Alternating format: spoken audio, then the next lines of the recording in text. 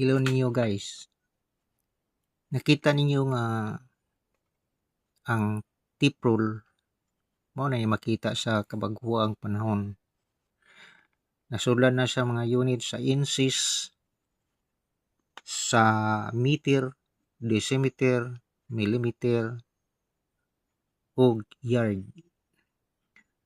Ang yard na guys, gigamit na sa panahon ito sa London, sa US, sa una. Sa lakaw sa panahon, ang 1 yard equals 3 feet na siya. Unya, convert na siya sa 36 inches. 91.5 centimeter.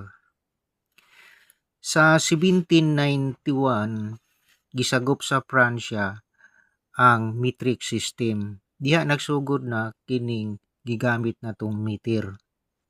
Sa 1799, na standard na ang pagtimbang sa meter ang gigamit sa kilogram.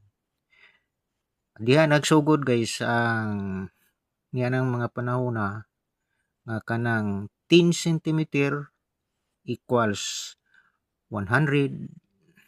Tayong 100 convert na siya sa 1,000. Manay gigamit karon guys sa meter scale sa pagsugod sa mga architects.